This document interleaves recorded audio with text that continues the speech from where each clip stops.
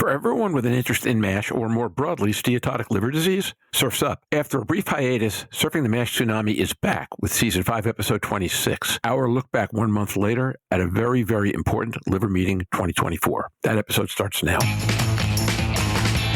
This week, on a special episode of Surfing the MASH Tsunami. It was the defining session, arguably one of the defining sessions for ASLD, the big news on the Essence trial coming out. This is something that may become part of the routine standard of care, that we do baseline testing for PNPLA3, HSD, 17, beta, 13, and maybe some other polymorphisms. I find it's interesting also to understand why some patients respond different to others. Why do you think that the placebos have done so well on all the studies? Clearly being cared for by a team that's authentic, that cares about you, that spends time with you is something that adds to that placebo response. I'll talk about a session. Also, from a drug developer point of view, which was highly appreciated. This was the FDA Corner, where the FDA or representatives from the FDA presented on a number of topics and then allowed time for question and answer. There has to be partnership with the scientific community and with the diagnostic community to show the demonstrated need to the FDA with the urgency that I think only the patient community can provide. Thermo Fisher Scientific sponsored it, and there was 6 different patient advocacy groups that were involved, and the outcomes were a set of foundation principles that make clinical trials more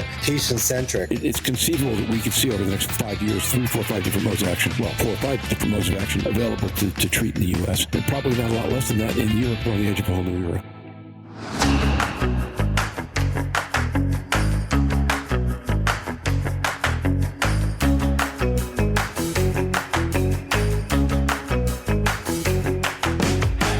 Last month, close to 8,000 hepatology stakeholders convened in San Diego for the Liver Meeting 2024 from ASLD. This week, join hepatology researcher and key opinion leader Jörn Schattenberg, pricing and forecasting guru Roger Green, and their guests, hepatology researcher and key opinion leader Naim Alkhouri, hepatology researcher and Novo Nordisk International Vice President of Medicine Michelle Long, and patient advocates Mike Betel of the Fatty Liver Alliance and Jeff McIntyre of the Global Liver Institute, as they discuss some of the key sessions at the Congress and presentations there, this week on Surfing the MASH Tsunami.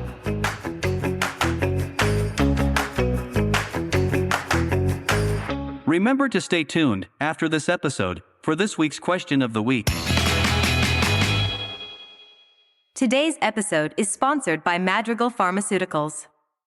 Madrigal is a biopharmaceutical company focused on delivering therapeutics for metabolic dysfunction-associated steatohepatitis, MASH, a liver disease with high unmet medical need. Madrigal's medication, resmetirom, is a once-daily, oral, liver-directed THR-beta agonist designed to target key underlying causes of MASH. For more information, visit www.madrigalpharma.com.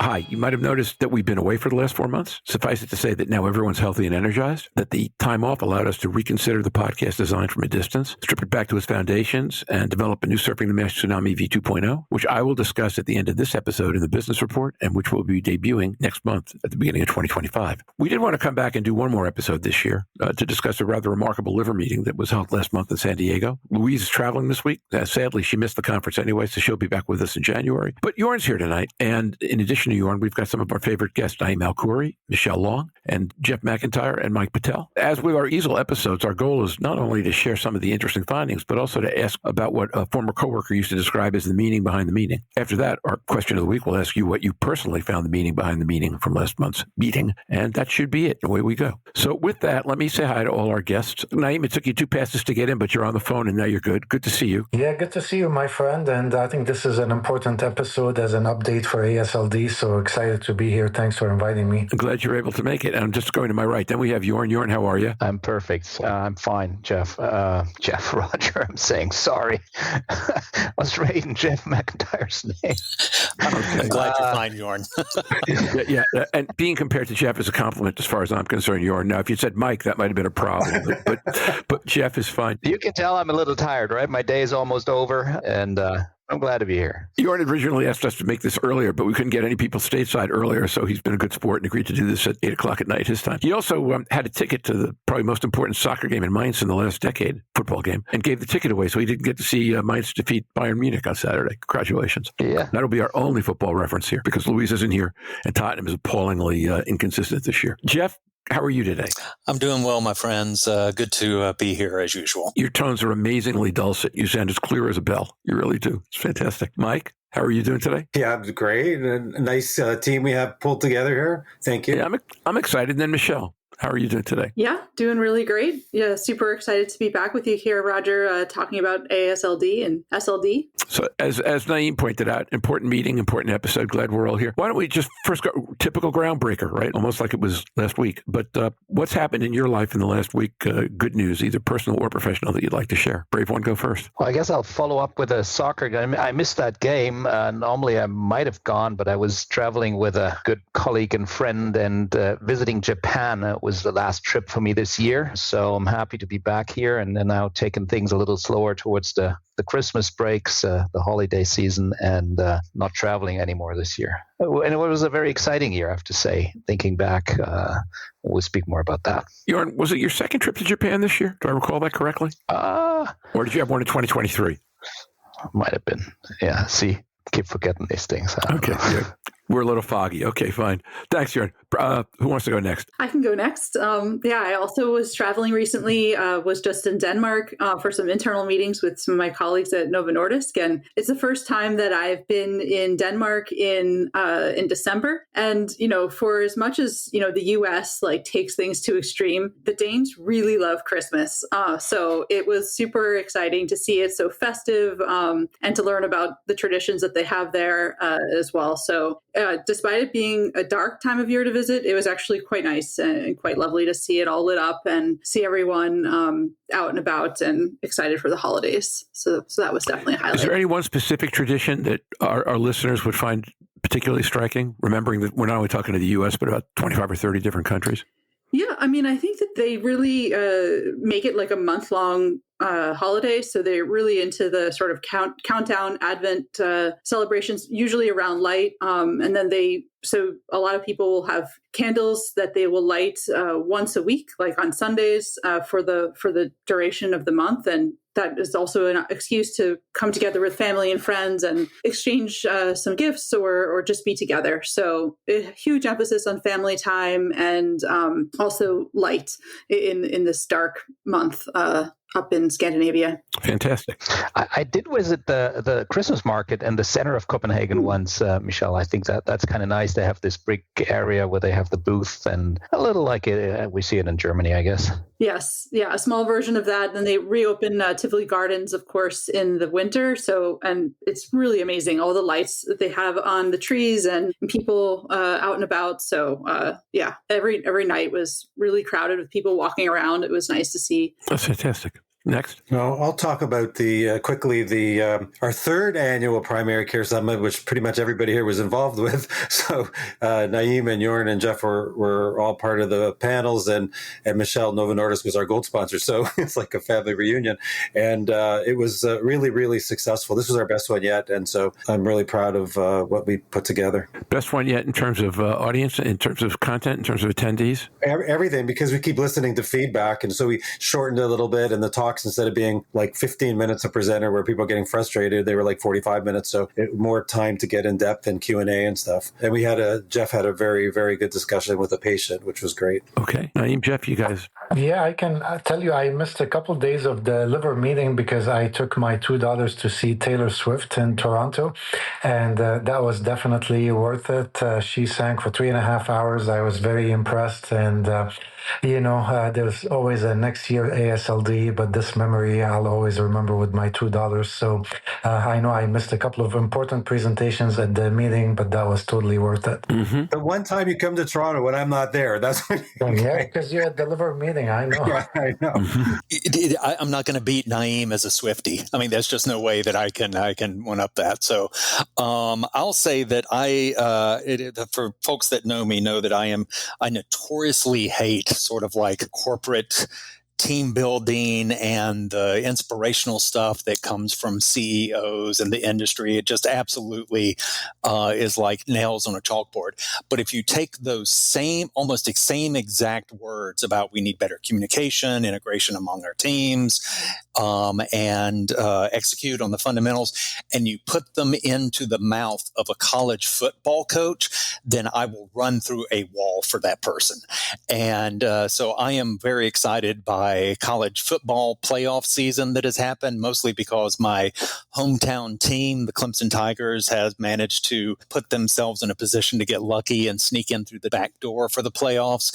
And so it is fun to be, seeing my friends and family and everybody from upstate South Carolina so excited and saying all the inspirational things at this time of year. Yeah, they did backdoor, right? A whole bunch of people had to lose in order for Clemson to get in, right? But Clemson did win a couple of games that you needed to, most notably SMU, right? Yeah, well, they beat SMU in the ACC championship in a very dramatic fashion. And they had to rely on, I think, one team to lose, which was Miami and at Syracuse in order to sneak in. So, yeah, good tidings, glad tidings all along at this time of year. Well, fantastic. And so I will go in a completely different direction. Yesterday, we were in New York to see Sunset Boulevard, which is a remake of the original production. But one of them, I'm not normally a Andrew Lloyd Webber fan. I think his music tends to be overly dramatic, but this was just brilliant. Nicole Scherzinger deserves every praise that she's gotten. It's really interesting. It feels in some ways like a play, in some ways like a movie, and in some ways like live video. I can't describe it, but if you can get to New York while the run is on, particularly while she's in it and while Tom Francis are in it, go. It's just absolutely worth it. And no, I was not paid for that endorsement. All right. So with that, let's shift to the matter at hand, which is the liver meeting 2024. What I asked everybody to do to prepare for this is think about one word or one very short phrase that describes how you felt about the meeting. And we'll know who prepared how quickly by how quickly they jump in and say, well, here, my word is, so they don't lose it to somebody else. But brave one, go first. Expanding horizons.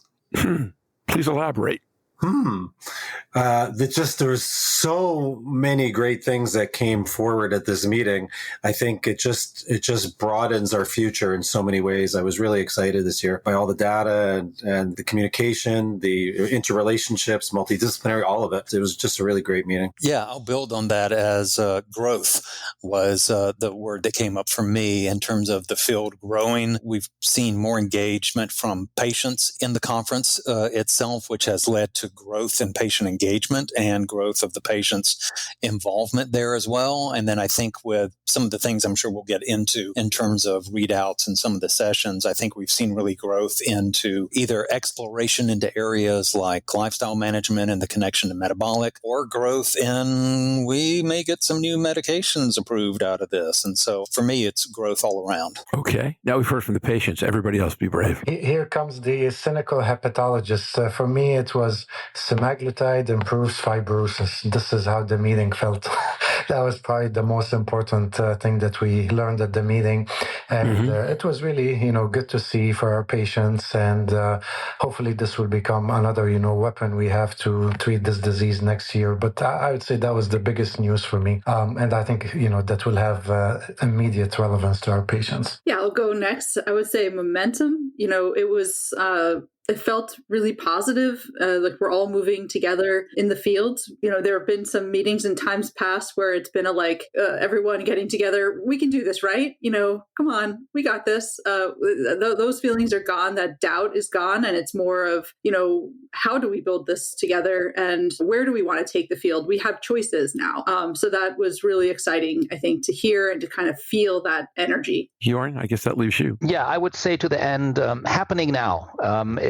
We've been working in this for quite some time, and it happened in 2024 that we've seen 2 phase 3 trials read out. Actually, in the parallel session on Tuesday, the last thing of the meeting, we had 6 different MOAs looking at improvement of this liver disease. And, as the colleague said, momentum, innovation, it's fascinating to see these different approaches we're taking today. So My word came from a slightly different direction, which is effervescent. And by that, I meant not only all the good things that you folks are talking about, but the way the meeting and the attendees felt. It was almost like a champagne bottle popped and all this positive energy came out. Not only was the meeting great, but people were just amazingly positive and energized. I've never seen that many smiles. I've certainly never seen that many smiles in a liver meeting before. Now, admittedly, I missed Milan, but I haven't seen half that many smiles in a liver meeting before. And I think it speaks to everything y'all were talking about. A remarkably positive experience. So with that, why don't we start diving into some of the specific presentations and events that got your attention? Again, brave one, go first. I'm happy to go through the Essence trial. I think, as I said, this was kind of the most exciting news at the meeting. This is the phase 3 study with semaglutide obesity dose 2.4 milligram weekly. And this was part 1 that included 800 patients that were randomized to semaglutide versus placebo with the focus on F3 patients. So about 2/3 had F3. And it was a positive study. We had MASH resolution in approximately 63% with a 29% delta from placebo. So if you think about number needed to treat, you need to treat about 3 patients to achieve MASH resolution in 1, which is a very good number to treat in medicine. This was with 72 weeks of treatment. And then the fibrosis improvement data that was achieved in 37% with semaglutide with the delta of about 14.5%. So this will translate into a number needed to treat of 7 patients to achieve fibrosis regression. So this was, very welcome news for our patients. Obviously, semaglutide has 2 indications for obesity and diabetes already. So I think it'll be easy to incorporate in our clinics. And this was kind of the last missing piece. I mean, semaglutide induces weight loss. It improves A1C and dyslipidemia and cardiovascular outcomes. MASH resolution has been shown. The big question was, is it going to work on fibrosis? And the answer is yes. Having said that, I think, that delta of 14.5% leaves a lot of room for improvement. So this was, positive news all around. It's good for our patients to have more options, but also it's good for other pharma companies and drug developers to understand that we still need other drugs to be brought to, phase 3 trials and to patients eventually to take that delta from about 15% to hopefully 50-60% in the future. So really, in my mind, there was no downside. I think, we had a few unanswered questions after the presentation, the way that kind of like people that didn't have a second liver biopsy were accounted for in the study. So we will see more once we have the full publication. But as expected, there was improvement in liver enzymes and some biomarkers of fibrosis like VCTE and ELF. And what was also important for me was the baseline characteristics based on NITs for patients. And if you look at them, they're very similar to what we saw in the Maestro-NASH trial with resmetirom in terms of the liver stiffness and the ELF score. So to me, that validated the criteria that we developed to select patients for treatment with MASH F2, F3, that, you're getting the same, regardless of the mechanism of action and the slight variations in the inclusion-exclusion criteria. So I felt that study was very rich and very important, and it will have great implications next year. So I should say that Michelle looks virtually effervescent, or did while Naim was talking. Anything you want to add to that? And then the rest of you? No, just that, of course, I've been through these results a number of times, and it's just really nice to see them come together like this. Of course, this is part 1 of a study that will go on and needs to go on and show clinical benefit.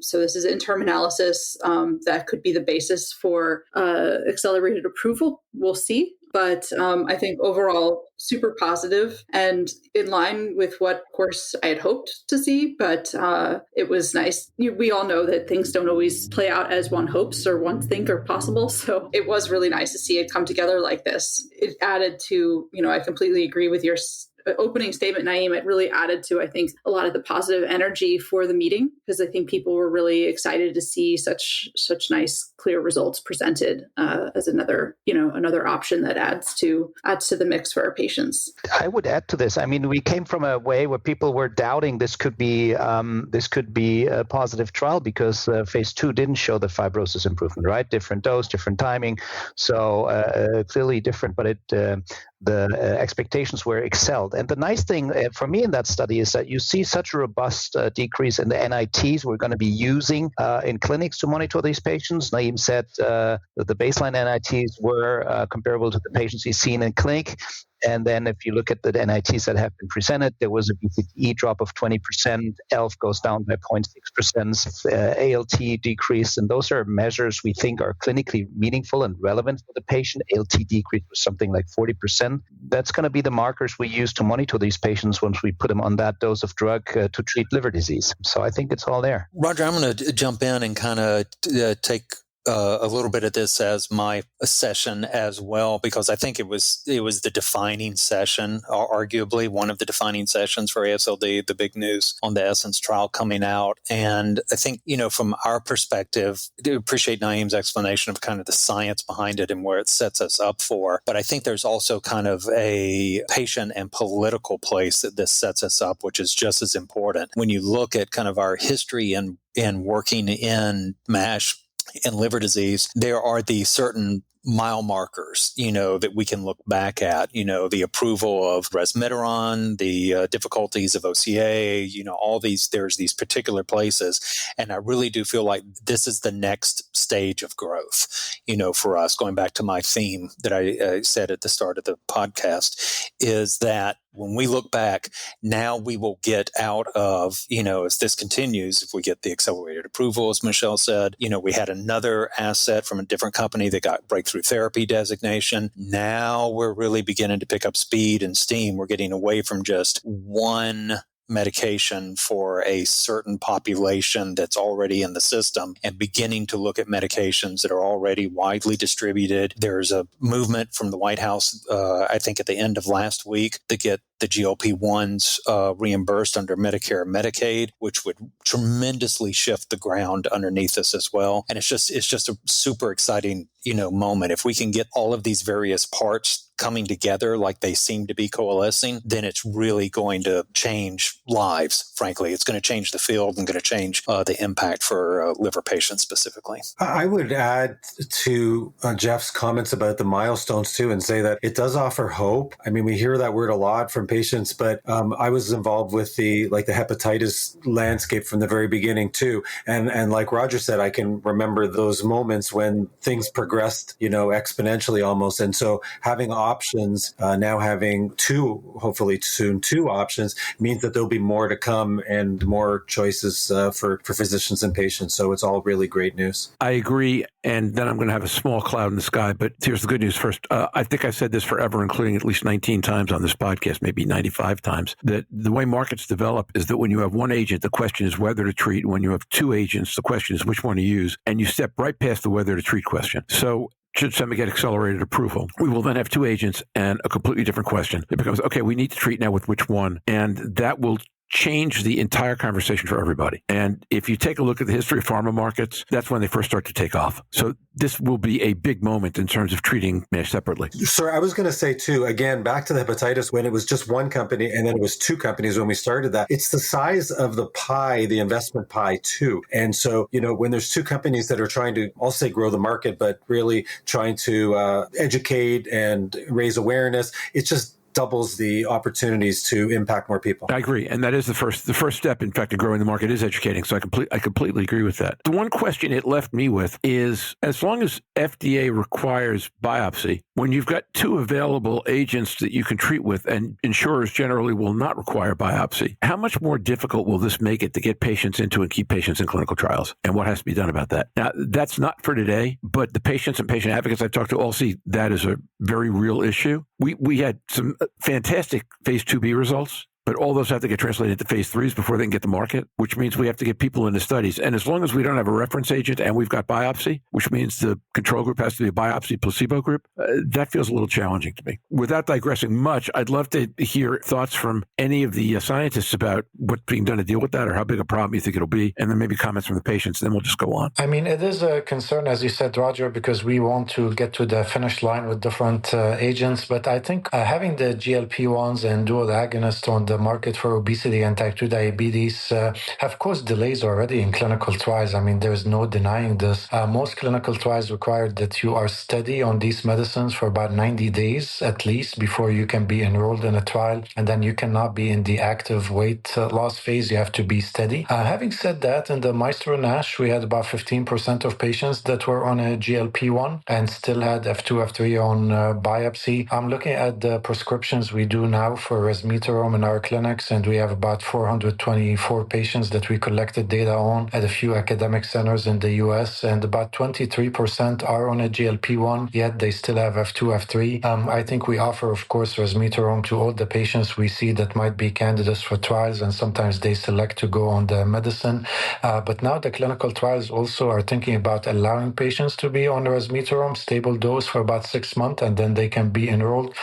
So yeah, we will see some delays, but I think, the size of the pie, as Michael said, is very big.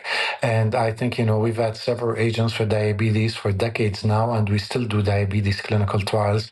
So it may change the dynamics, but I'm confident that we will make it to the finish line with the current medications we have in phase 3. I agree with Naim, and with the ex-US perspective, we have no approved drug at this point, and I think there are countries in the world where the GLP-1 uptake is clearly slower too, and we really want to treat this disease globally too. So I think there's more opportunities, and drug developers just have to be smart and move this forward, and allow certain co-medications, I think, and this will be a plastic field changing according to approvals.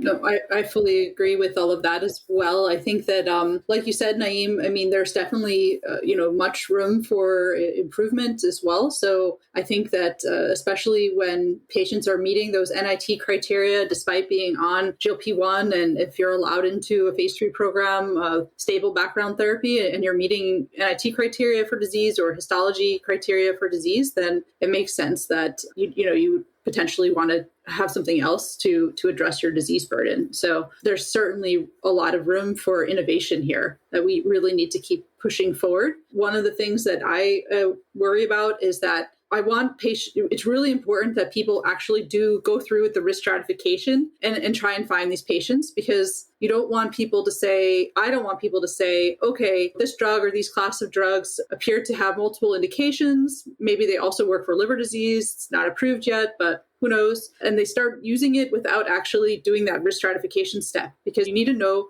who needs something else or who needs something more or who needs to be followed more carefully. So I think that's a big vulnerability I see now that just speaks to the education needs and the needs to make these pathways simpler, more intuitive, more able to be scaled on a global basis. So there's a big challenge ahead, I think, on that front as well. Mike, Jeff, where do you see patients on this? I don't know how much more I can add, but to say that this is nothing but an opportunity for patients moving forward. And, but with regard to the studies and any challenges, I mean, Roger, you said at the beginning, it's possible that if patients in clinical studies still have to do a biopsy, but outside clinical studies, because they can get an approved drug, don't have to have a biopsy, it might not be as enticing for them to be in a clinical study. That's, I think, where you started to get to before, right? Yeah. I'll add that I don't think we're talking about huge numbers here. And if we were to take a look at the hesitations around enrollment in a clinical trial, this is just one of the factors. And so I don't know at what point the hesitation becomes no hesitation, because this doesn't exist in a vacuum, if you will. There's so many other hesitations that would feed into hesitation around there being another possible medication or therapy available that a patient could get into. We still have a ways to go to that. I think biopsy is going to be much more of an issue immediately in this. And from a patient advocacy standpoint, we promote clinical trials as healthcare. And to Michelle's point, I think there has to be this risk stratification, because we just simply don't have the people in the system to kind of know what we're picking and choosing from on this. And so, yeah, it's probably going to be an issue. We hear it from our patients and we talk about that, but it is one issue among many. And for it to suddenly become the priority that we rest patient involvement in clinical trials on, I think would be a false presumption to make. It's important and it's kind of in the conversation, but I think there's so many other areas and so many other things that patients really would look to clinical trials for that could be attractive to clinical trials for other than this kind of bump in the road. And if anything, I think it can be, an educational opportunity for us to be able to talk about different medications, about their impacts, about even potentially combination therapies, as we go for this as well. So it's a bump. It's not a mountain. So now that you folks have done such a good job of collectively being the wind that blows the one cloud out of the blue sky, why don't we go back to what else makes the sun shine so brightly? Naim, you're good. Who wants to go next? I'll follow up on, the Essence trial. There was a lot of data presented from the Maestro-NASH trial, including one study looking at the response rate in patients that were treated with resmetirom, whether they're on a baseline GLP-1 or not, showing a pretty much similar response on the MASH resolution rate and fibrosis improvement rate. So that speaks to the potential synergy and that, you're going to get whatever benefit you get from your GLP-1. But once you're on a steady dose and you're not losing weight actively, and if you still have F2, F3, being on a GLP-1 did not affect the response to resmetirom. So I see this as potential for synergy. Of course, when we talk about synergy, it's not just, the additive effect. So we hope that, maybe utilizing the two medications, especially if we do it sequentially within 6 to 12 months, that will lead to maybe higher rates of MASH resolution and fibrosis regression. So more to come on this. We saw several studies looking at the effects of baseline polymorphisms in several genes like PNPLA3, HSD17 beta. It seems like polymorphisms in PNPLA3 did not affect response to resmetirom, but there was one study with tirzepatide that potentially having kind of like the bad genotype may affect the rates of MASH resolution. And I don't know if we get to a point of personalized medicine where we start doing this routinely in our patients in clinic, and that will help us select the best treatment option. As you guys know, there are several companies developing targeted therapies for these genetic polymorphisms. AstraZeneca, GSK, for example, they target PNPLA3, HSD17 beta, Regeneron, they have a program, and other companies. So we do the testing in these trials before we actually enroll these patients in the trials. But I can tell you that we don't do this in the US routinely. However, it's pretty cheap now and it can be done. So I think, this is something that may become part of the routine standard of care, that we do baseline testing for PNPLA3, HSD17 beta, 13, and maybe some other polymorphisms. That was interesting. If we pause here for a second, Naim, I think this was particularly interesting because tirzepatide is thought to be a pretty potent drug, and not all patients showing maximum response. Looking from the patient perspective, however, this is something you cannot change in a patient. So it probably be not the decision to not treat him based on his genotype unless we see other drug alternatives that are really focusing on that and that might be exceeding the potency there. So I find it's interesting also to understand why some patients respond different to others. Yeah, I do believe that we should start doing this routinely in all clinical trials and then risk stratify based on these,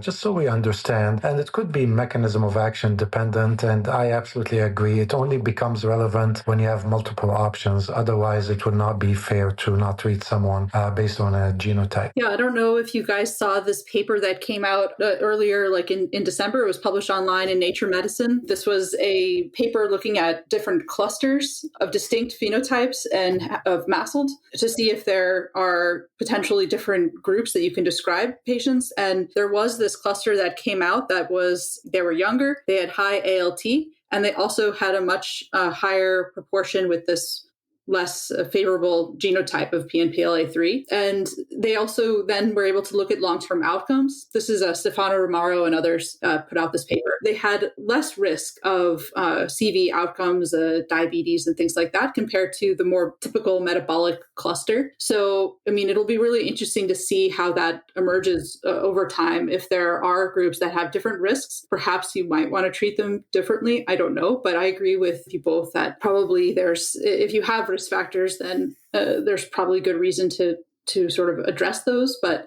it might be that this population needs something else, or you need to look more carefully because they were younger age and they were having the same risk of liver-related outcomes as this much older, much more metabolically sick cluster. So I thought that was quite interesting. I agree. I thought the combination of that paper and the paper presented on tirzepatide and PNPLA3 at Liver Meeting painted an interesting picture. I've kind of believed forever that lean NASH should get more attention than it gets because the economics are worse and it happens faster. And I think the Romeo paper addressed that to some degree. What I thought was interesting from a societal or demographic perspective is that the tirzepatide paper pointed out that they found the G allele that causes a problem independent of metabolic disproportionately in Hispanic patients. And given the volume given how many Hispanics in the U.S. there are and the proportion of patients they make up with this disease, we might want to think about how we treat or diagnose them or manage them somehow differently based on the idea that there might be more than just metabolic going on.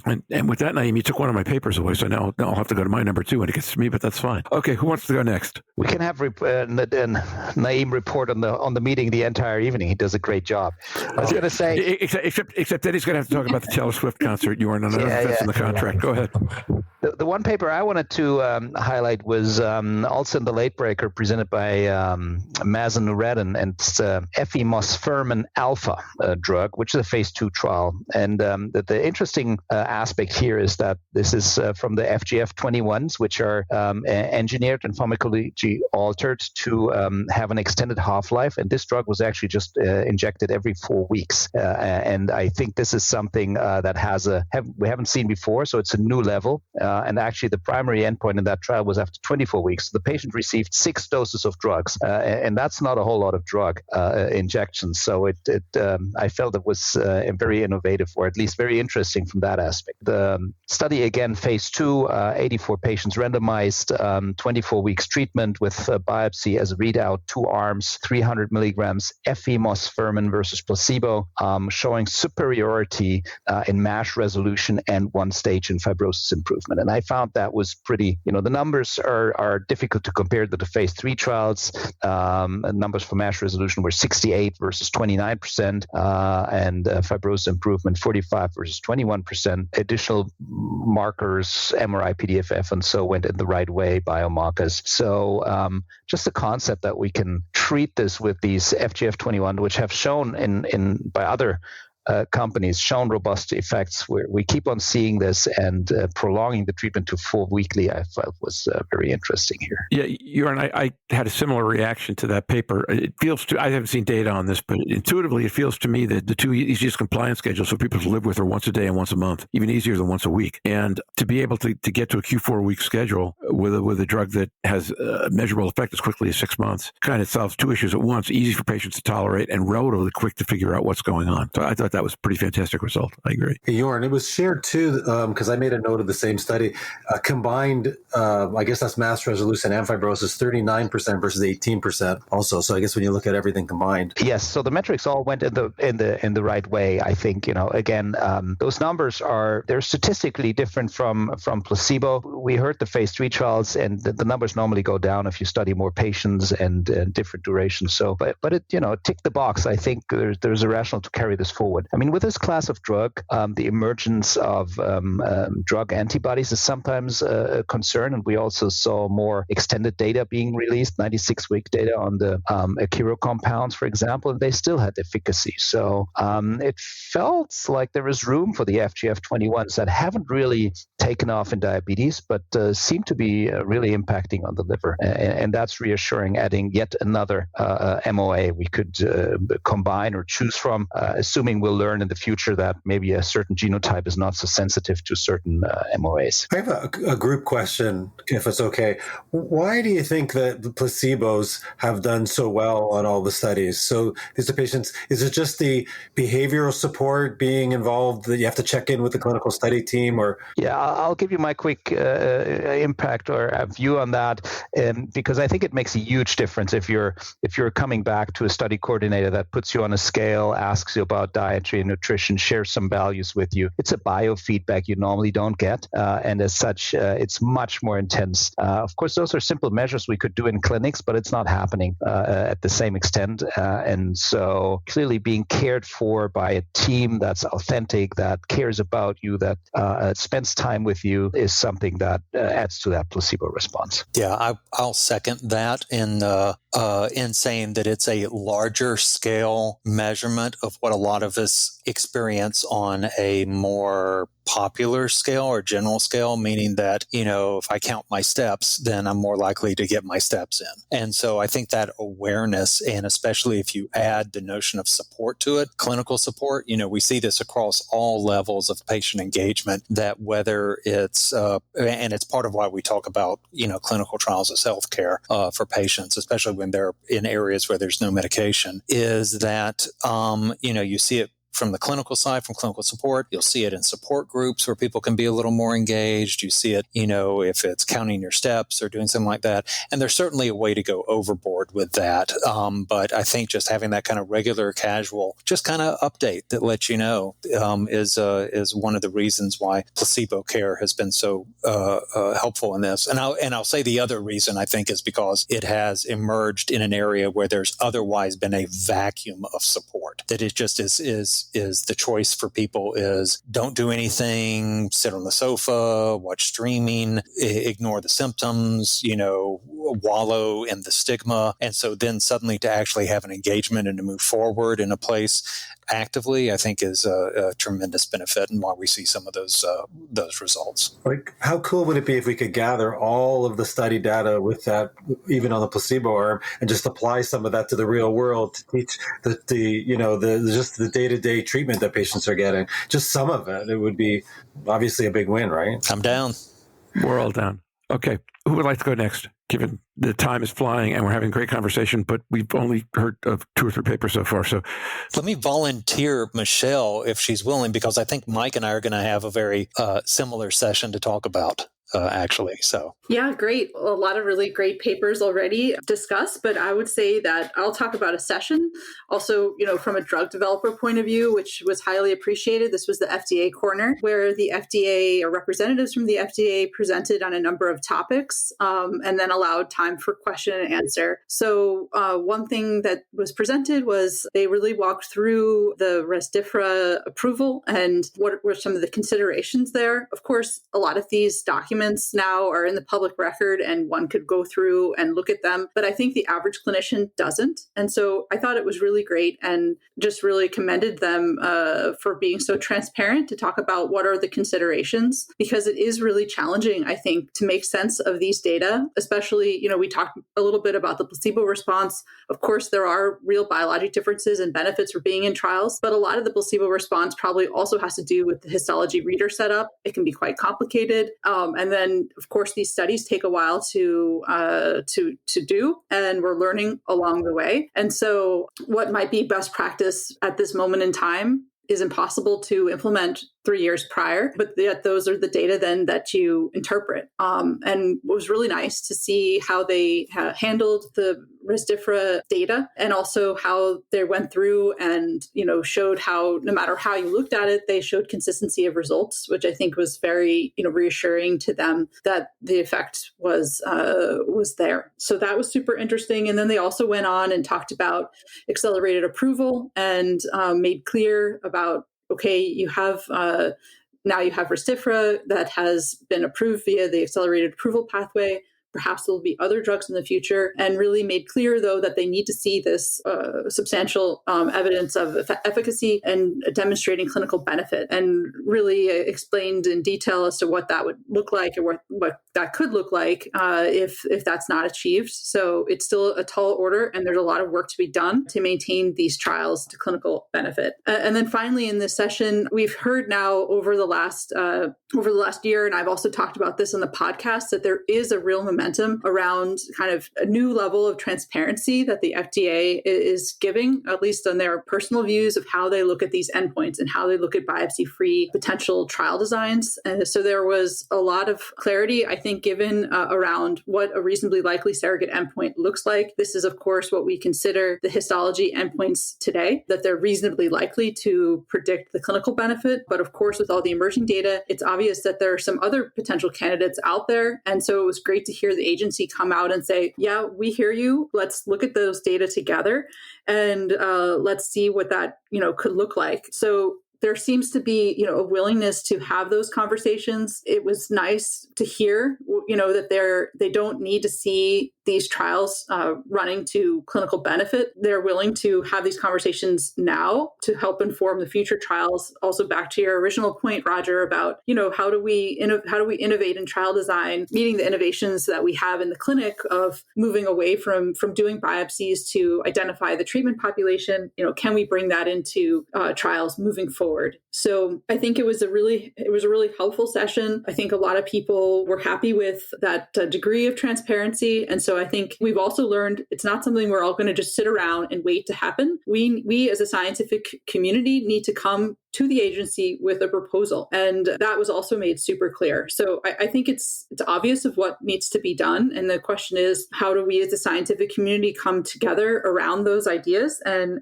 present something that makes sense and see what the potential is and what the implications are. So I have high hopes for the future. I think there's work to be done, but a plan that I think is forming. So it'll be really exciting. I know part of what you asked, us to think about was, what does the next liver meeting look like? I really think we'll see a lot more clarity around this over the next year. If I can add to that real quick, I really appreciate that. And that was an amazing session. And Michelle and I have talked, offline about this quite a lot as well. I would add to this that there's a lot of momentum. There's a lot of interest in this. And especially when we're talking about the surrogate endpoints, I do think that it is going to be a place where patient advocacy has to get involved. And we're already on, with Nimble and Litmus and already in a lot of these discussions, Liver Forum, et cetera. But this is a specific place where I don't think the science alone is going to be enough to move the needle, so to speak, at the speed and with the necessity that it has to. There has to be,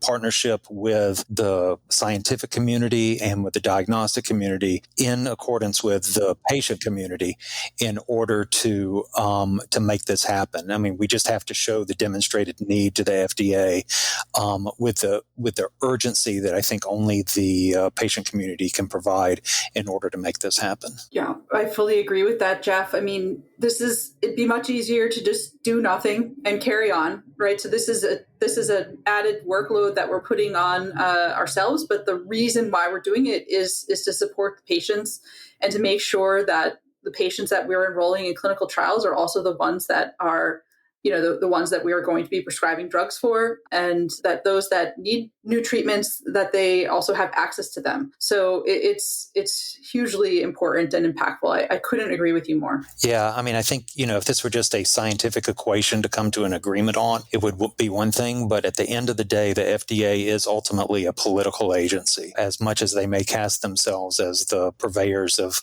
healing and approval for medication. At the end of the day, they're a political entity. And so it really is, we have a real opportunity to have kind of our separate areas work together to push to be able to make this happen. And I think that's a little revelatory in the patient community, at least, of like, wow, here's a place that we really haven't been in the conversation a ton. And I've been fortunate, and Mike's been in those conversations some as well, to be able to be a part of those conversations, but then to see to the outcome that the tip of the spear could be the patient voice that really makes the FDA move in the right direction with the backing of the appropriate and the right scientific consensus. You would virtually think it has to be, Jeff, right? Because everybody else takes a risk by doing it, but you don't. Yeah, absolutely. And I think we're also in that unique position to where, even though we talk about this as a conversation between the, scientific community and the FDA, the reality is that if the FDA keeps coming back with questions, I mean, I kind of feel like the two communities just kind of end up pointing at each other a lot of the ways, but we're the group, and sorry, I'm being a real homer for the patients, which is, of course, what I'm being paid to do, is that we're the ones, though, that can go to Capitol Hill. And we've seen this recently when you had the requirement or the recommendation for biopsy at the Veterans Administration. We're the ones that put in the request. And then when we don't like it or we don't hear back, we're going to go start talking to Senate Appropriations and to the Authorizations Committee. And the reception is different than if the collection of an individual industry partner or individual sort of diagnostic company, it needs to be hand in hand. And we're the ones that are going to be able to have to demonstrate patient need in this. And I think, frankly, with great hope that this happens in the next couple of years, I think with this incoming administration, that priority is going to be even higher. Being attentive to the clock, why don't we move to the conversation, Jeff, that you thought you and Mike were going to proof passage together and go on to there. Mike, I was talking about our lifestyle session, and I feel like I've put my voice on this podcast quite a lot. If that was on your mind, why don't you lead, or I'll defer to you for what's next. That was fantastic, but that's not what I chose for. There was a lot of really great things. I had 3 different topics, so I'll talk about one of them.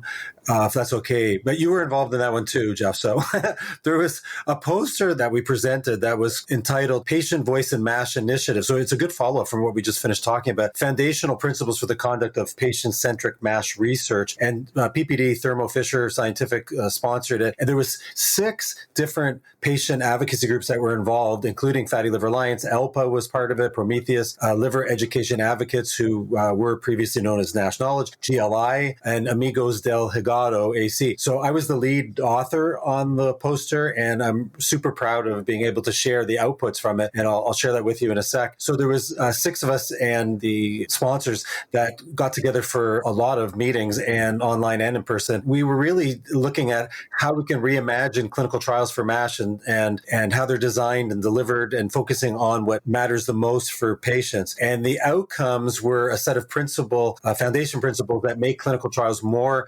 patient-centric. And so the first one was about transparency, and it's about clear and honest communication with participants from the very first day that they're in a clinical trial. So talking about things like placebos, how they're used, and when they'll have access, for example, to the active treatment. The second was about being whole person focused and addressing not just the medical, but also the emotional, which we talked about today, and the practical needs of participants. So being cognizant of the evolving circumstances of the patients that are involved in the trial, because they go through a lot. Patients as partners, so involving patients as collaborators in the trial process rather than just treating them as subjects, dots on a graph or in a data set. The fourth one is about family and caregiver awareness, and we all recognize that a lot of people in the families are part of that, all of the decision and making and the journey. So recognizing the crucial role that families play, especially as that disease progresses. And the last one's about responsiveness to patient needs. So regularly collecting feedback during trials and acting on it immediately to try to improve the patient experience. And one point I want to also emphasize is how this approach puts patients at the center of the conversation.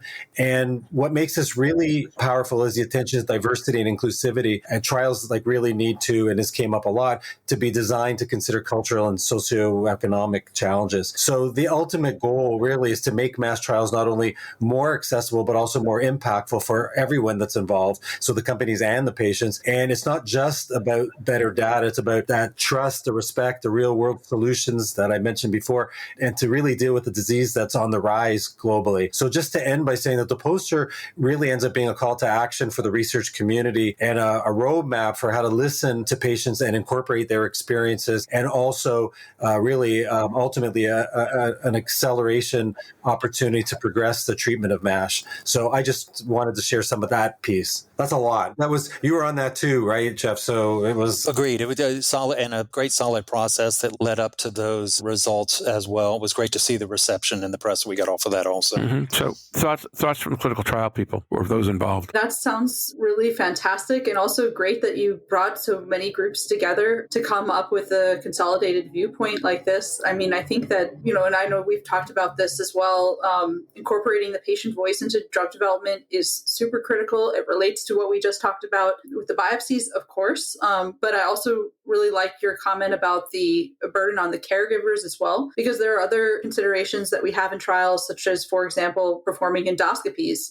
That's not a one person ask. That's you plus your ride home, which often is your family member as well. So it impacts others around you as well. And especially as we're seeing more and more trials coming out in the cirrhosis space, we know that the caregivers are incredibly key to the success of those trials, because they help support the patient in the trial who is often, sick or scared or dealing with a lot on their own. So I really like that part of it. I think that's definitely something that we can do better on, as a whole. The comment that resonated with me, Michael, was, making everybody benefit on a clinical trial and not putting the sponsor's sole interest into this. But, Jeff also made the comment that we embrace clinical trials as part of the medical care. And I think putting the patient really into the center of these clinical trials here, which are, of course, data generated that's owned by the sponsor in the end, but the benefit they have from that is truly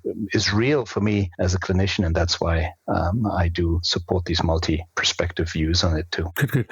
So, Jeff, since we didn't cover what you thought Mike was going to cover, why don't you take a shot at take a minute before we go and talk about what you thought Mike was going to talk about? That which was not said shall not be unsaid anymore. So I just, looking at the time, I want to give a brief shout out to Michael, co-chaired a session, which I was really honored to be invited to speak at as well, about lifestyle management of MASLD and MASH. And I the first thing that was really striking about it, was the panel itself. I mean, it just put together all these great perspectives of, I came in, I was asked to speak about larger sort of systems. And so I talked about, we talk about social determinants of health. Some people talk about commercial determinants of health. And I really got more into the regulatory determinants of health, of kind of how those decisions and the decisions that continue today and the processes today impact all these other areas, and the rise of obesity, the rise of chronic disease, a lot of the things that we're dealing with downstream right now as well. Robert Mitchell-Thane was brought in as a patient to talk about his individual experience, which is always enlightening. If you've heard Robert talk, you know that he presents in a great way and can give a great personal testimony and the struggles that he's been through. Jennifer Lai from UCSF came in and was just really great with, presenting both the science, but also presenting a very practical approach on how to approach many of the decisions and the lifestyle management sort of strategies that you can do. I'm still hearing she has an 80-30-10 idea about, 80% of your nutrition should come from plants, roughly 20 to 30 different plants a day, and then 10 minutes of activity after eating. It's not perfect, which she'll tell you, but it's something that gets you started. And so it was really great food for thought, no pun intended in that as well. And then Mina Basel, followed up kind of highlighting all of the posters that were relevant to this at the session that people could then talk about. And she emphasized, I think, 3 or 4 or 5, I forget how many she actually did, but she had to, to show that there's really concurrent and consistent research that is still happening in this area. And it's an area where we have some answers, but not necessarily conclusions. And there's always improvement and room to grow and whatnot as well. As I was about to say, I think one of the first things that struck me on this is I've done several of these sort of things, and 9 times out of 10, as someone who speaks on this topic regularly, we come into the room and it's 10 people who we're probably related to or from our organization, and they've brought an intern, and we're meeting in a closet in a adjourning building at 6 a.m., up against the opening session. It's just somewhere we've always gotten kind of sidelined and marginalized into these sort of things. And we walked into that room and holy cow, there were a couple of hundred people there, standing room, lining the walls. We had people standing 4 and 5 deep at the microphone to be able to ask questions about practical strategies, about, what they can do on the local area, the arena. I just think it just felt really tremendous as someone who has come to this area from population and public health to see that sort of outpouring so we can begin to put holistic treatment together for patients. It was just, I was thrilled to be a part of it and really want to thank Mike publicly here for involving me in that. We could have had a bigger room, and it probably would have been full too. It was crazy. You did a great job as well. Thank you. Yeah. I felt the same way about the Healthy Liver, Healthy Lives session in terms of how many people I thought were going to be there and how many people wound up being there. No, I did the Mike Betel thing. I got there early and sat in the front. So I didn't really, when I got there weren't very many people. And all of a sudden, we got on Q&A and I turned around. The room was full. People were on the walls on all sides. I think it was interesting the degree to which there was an interest in this meeting, not merely about the drugs, but about the entire treatment paradigm and the role that everybody had to play in order to get real about how do we treat MASLD and MASH. I thought that was, in general, fantastic. We're way past our deadline, so I'll take other comments. I'm just letting you know I'm not going to present anything today because you guys have done great. Jeff, what were you going to say? I was just going to say one thing that I think it would be easy to kind of say that this is a result of more patient involvement in ASLD. There were certainly a lot of patients that were there, but from where we were sitting on the stage to be able to see who was there and who was lining up against the wall, it was by and large providers, clinicians, and industry. I mean, I think that the patient population that was in that session was maybe 10% 10% or so. And so it was really heartwarming to see how can, that providers are coming in and they're struggling with this question of, telling patients do something more than just watch what you eat and lose some weight, but actually getting practical strategies and understanding the bigger picture and how that may be impacted as well. It was just really heartwarming to see, finally beginning to see some of the complete picture come together for that. Yeah. And then my only comment on Healthy Liver, Healthy Lives was going to be watching who asked questions. The questions came from people like primary care docs, program administrators and program leads at different VA sites and state government. I think you're right. I mean, the breadth with which people are interested in managing the overall disease has flourished. I think, frankly, part of that's about after resmetirom. You get a drug approved, everybody pays more attention. But part of that's also simply about the discussion about how big the problem is. And people have been talking about the scale of the problem for long enough that folks are starting to pay attention. So with that, I will tell you that one of my comments was going to be, and this is really simple, there was a late breaker session that talked about six different drugs, four different modes of action, and none of that was resmetirom. No, one, the Essence trial was sema, and the others were all things that were in development. So I think that moment spoke to me to the breadth of what's being developed right now. It's conceivable that we could see over the next 5 years, 3, 4, 5 different modes of action. Well, 4 or 5 different modes of action in the available to treat in the U.S. and probably not a lot less than that in Europe. Jörn's a year behind, so it feels like we're on the edge of a whole new era. With that, and noting the whole new era, let me go to the last question. What do you think you'll see next year, and how will it be different than what we saw this year, besides the weather, Washington versus San Diego? I'm excited about the readout of 3 trials in the MASH cirrhosis population that we are expecting in Q1 of next year. So, this has been the highest unmet need, and unfortunately, we don't have anything that's FDA approved, and we will not get there for the next few years. But we are expecting the readout of the Gilead trial that used the combination of semaglutide from Novo with 2 of the Gilead drugs, firsocostat and cilofexor. We are also expecting the readout from the Akiro Symmetry trial. This will be the 96-week data for cirrhotics. And then finally, also, we should hear the results from Galectin with belapectin. This was a unique patient population focused on patients with MASH and clinically significant portal hypertension. And the endpoint was development of varices on endoscopy, so unique endpoint based on endoscopy, not histology or labs or outcomes. And I think, if any of these ones, is positive, I think this would be great news for our patients, and I suspect they'll take them to phase 3. Last thing I want to say is, I was also very intrigued by several sessions on MetALD, which is a new category that we have in the nomenclature that combines MASLD plus ALD light, if you would like to say. And I think there's a lot of interest in, validating biomarkers and designing clinical trials and trying to understand the natural history of this population. And I suspect more to come on this. And we have the Emerging Topic Conference, ASLD Emerging Topic Conference, that's taking place in Las Vegas, I think between February 27th to the end of the month, and I think we'll hear more about ALD, MASLD, and MetALD. So I encourage the audience to, register for this meeting. It's going to be a good one. Yeah, I should note that our current plan is actually to be there and to cover it as one of our major topics next year. And stick around; I'll talk about how this podcast is going to change. You'll understand what a major topic means. But good point. Next. What's different? What will be different next year? We're going to be seeing a lot of real-world experience on using resmetirom, and after conditional approval for sema comes in, mostly from the US though, we'll get real world experience. And I think that's always very useful in terms of moving outside of the highly specified trial population we're having. So I'm very excited for that. And of course, there's a lot of mechanisms that are currently in development. So the FGF21s, I'm interested to learn where they're going, because they seem to be powerful on the liver, albeit not being the most promising in the pure diabetes field. And I find it interesting to see that there's so much efficacy for liver. So I'm interested to see where that road leads us.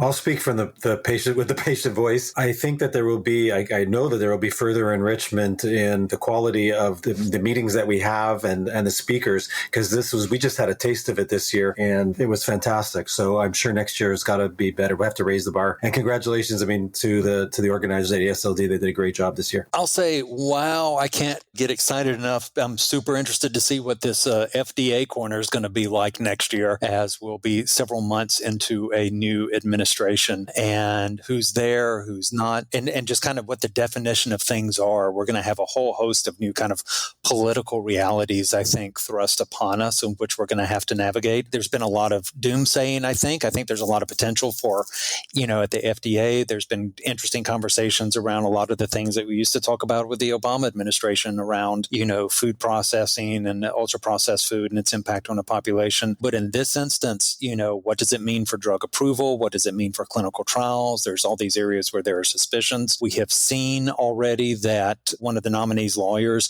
has filed a suit against the polio vaccine, but because that was such a dramatic headline, what was lost in that is that same lawyer also filed a suit against the hepatitis vaccine as well. And so I think we're going to see I think the political aspect of the United States is really going to be a through line that gets more involved in some of these conversations next year. Now, are you excited as a patient advocate or as an observer of government behavior during times of stress? Repeat that, please. Are you excited as a patient advocate or as someone who's fascinated by change in government and what happens during periods of stress and dislocation in the government? Roger, it's one of those things of the more they change, the more they stay the same. And so excited might be an overstated way of addressing that. But, interesting times. And so it's this is the work that we have to do, is to be able to work in these environments, to be able to make change happen, to be able to build bridges. And again, I think the environment is one that is set up to where it's going to be the patient's voice that makes the difference. Anytime you see a political movement that rises out of populism like this, then ultimately that's something that's going to come from the voices, on the ground. And I think there's a real role for patient advocacy in what could be a very challenging environment. Yeah, I think that's a complete statement that could be parsed for at least the next half hour, but we're not going to do that. Yeah, but here's my flip side, which is that I think next year we're going to start to see all these forces come together. Right now, we so far we've made major advances in terms of what we're willing to talk about in each of these areas individually. But I think it was whoever comment it was that we're going to see the practical effects of Resdifra and of conditional approved sema, and we're going to have real world experience, and we're going to see how that starts to play into patient interaction and everything else. I think we can do a much better job of getting a 360-degree view of what we have to do next than we've had to do so far, because we haven't had the pieces in place to ask the questions. So I'll be really intrigued to see how that comes together. With that, glad you guys joined us today. Glad we're back. Stay tuned. I'll have question of the week and then business report where we'll talk about 2025. Until then, everybody say goodbye, and we'll be back with our next episode next year. Thanks. Thank you. It's great to see you, Olga. Excellent. Thanks. Bye-bye. And now, here's Roger with this week's question of the week.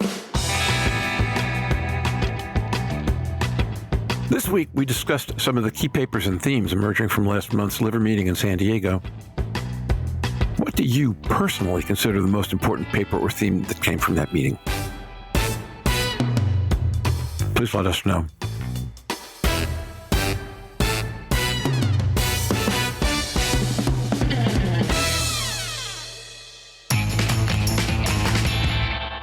And now for the Season 5, Episode 26 Business Report. Slava Ukraini, glory to Ukraine. Heroim Slava, glory to heroes, and also Am Yisrael Chai, the people of Israel live. Last time we recorded an episode, the U.S. presidential administration was fully committed to defending Ukraine, its territory, and its right to live free of Russian influence. Things are, less clear now. Let us pray for an ending to this conflict that achieves these three goals to the degree possible. Also, since the last time, we've seen a ceasefire in Lebanon that seems to be more or less holding, and the end of the al-Assad regime in Syria. Here's to hoping we're peace where it is just, and for the fall of tyrants anywhere. Heroim Slava, glory to heroes, and also Am Yisrael Chai, the people of Israel live. In January, we will start Surfing MASH version 2.0.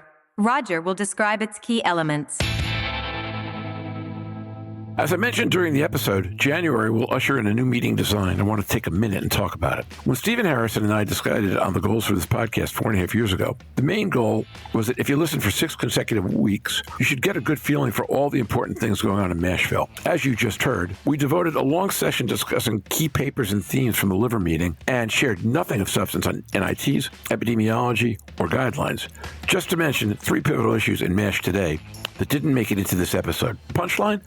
We can't construct 6-hour-long conversations on successive weeks that will provide, and I quote, everything you need to know, end of quote, about MASLD and MASH. So to do that, instead, we're going to have 4 segments each week. The first will be what we've previously called a conversation, a segment including roughly 1/4 of a long-form episode like today's. We'll record one of these long-form conversations every 4 weeks instead of every week, divided into 4 parts, and one part will be the front of each episode. Second piece of each episode will be an interview between one of the co-hosts, usually me, and a recent newsmaker. This newsmaker can be an author of a recent major journal article. It can be somebody involved in a regulatory decision or feeling the effects of a regulatory decision, or someone involved in organizing a patient event, just to name 3 possibilities. I'm sure there are more I haven't thought of yet. The third piece will be a commentary from one of a group of 8 key opinion leaders we're calling the Nashville Cats, in honor of the country studio musicians who played on most of the basic important records recorded in Nashville back in the 1960s and 70s. Each of these KOLs will have a different point of view. Some will be academics, some patient advocates, some maybe even industry people, will see. But they will be talking about anything they consider of interest that they believe this audience will find interesting as well. Fourth element, which is still under discussion, will be some kind of data sharing exercise, perhaps a patient case study some weeks, perhaps some recent marketing research another. Each weekly episode will have these 4 elements, and we'll have a lot more on B2.0 early in January. This is our last question of the week. Note that you didn't hear me discuss the question of the week as part of the future. That's not an accident. This week's question of the week will be the last, at least for the foreseeable future. We view the case study segments as designed to cover the same intellectual space we had thought the question of the week might cover on the weeks that we have case studies. Like the podcast, office hours will resume in January. We stopped office hours when we suspended recordings, but I'll be initiating them again when we boot our first V.2 episode in January. And that's it for today. I want to thank Jörn, Louise, and all today's guests, Naim, Mike, Michelle, Jeff, for their contributions. And thanks to Eric and Mike for getting back in the saddle with publicity and editing as if they'd never left. Throughout the rest of the year, we will distribute conversations from this episode and also our last episode in July, which covered the expert recommendations for use of resmetirom. By the way, that episode was the most frequently downloaded full-length conversation in the history of this podcast. If you join us again for those conversations, that's great. If you don't join us again until January, here's wishing you a happy holiday season, whatever holiday you celebrate. And until you join us next, stay safe, surf on, and we look forward to seeing you again on the podcast. Bye-bye now. This week's question of the week is sponsored by Madrigal Pharmaceuticals. Today's episode has been sponsored by Madrigal Pharmaceuticals. Madrigal is a biopharmaceutical company focused on delivering therapeutics for metabolic dysfunction-associated steatohepatitis, MASH, a liver disease with high unmet medical need. Madrigal's medication, resmetirom, is a once-daily, oral, liver-directed THR-beta agonist designed to target key underlying causes of MASH. For more information, visit www.madrigalpharma.com.